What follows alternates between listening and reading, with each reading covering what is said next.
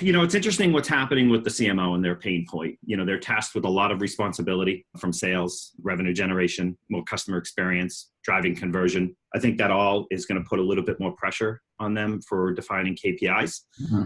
But it kind of goes back to the buyer and the seller and the relationship they have, how the buyer still controls a lot. What does that look like now for the marketer as they get into the engagement side? It's a really interesting question. And I love that you actually sort of couch everything sort of around what the buyer needs. I think it's really easy for sort of modern marketers and especially modern CMOs to start thinking about, okay, how do I contribute to my organization's success? How do I start to measure my results based on business metrics, not marketing operational metrics? But the way you couch it, I like a lot, because at the end of the day, none of it really matters unless you're providing value to that customer. So, what is that value? How are you measuring that? How is the customer measuring that? How do they value that relative to all the other things they're trying to achieve?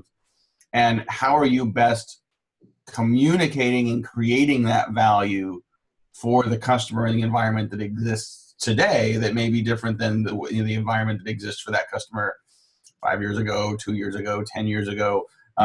So I think from that standpoint, there aren't enough marketers and aren't enough CMOs that really are embracing their role as the champion of the customer.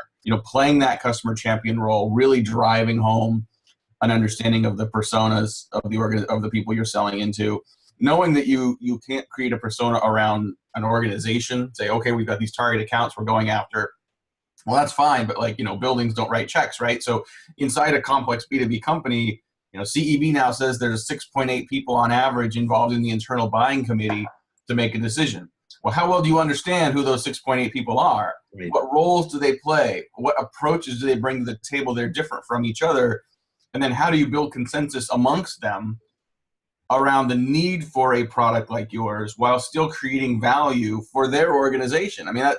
Answering those questions continues to get more and more complicated, but successfully answering those questions unlocks the ability for marketers to truly create value for their own organization. So how do you deal with those marketers that are faced with limited resources? They are either operating on a shoestring budget, or, they are a skeleton crew, wearing multiple hats, and they don't have the right level of resource to put that content in front of that buyer to get them to a path to purpose, engage, purchase, and wherever else we're talking about. A lot of this doesn't start with a software technology stack. This doesn't start with, how many marketing channels do I have access to? Do I have budget for?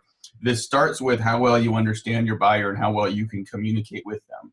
So, I got a question a couple weeks ago. Someone says, so what's the minimum technology stack to do modern marketing today?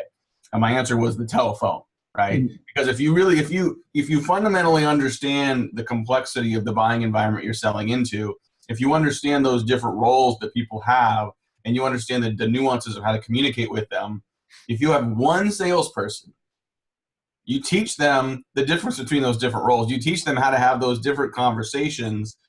And even then, if you have no resources but one sales guy, yeah, you can customize that conversation and hopefully create more resonance between your message and their needs, which helps you get a lot further along in the process. So, yeah, if you had more budget, then maybe you could hire more salespeople to do that. If you had more budget, you could hire more tools that could automate the beginning of that conversation so the reps come in the middle. But you can do a lot of this through hand-to-hand combat to start with that can at least give you some proof of concept, can demonstrate to yourself and the organization that this works. And it gives you more confidence to then go and say, hey, listen, I think, it's time for us to invest in greater resources because we know that this process works. If we could automate and or scale it, think about the impact it could have for us then.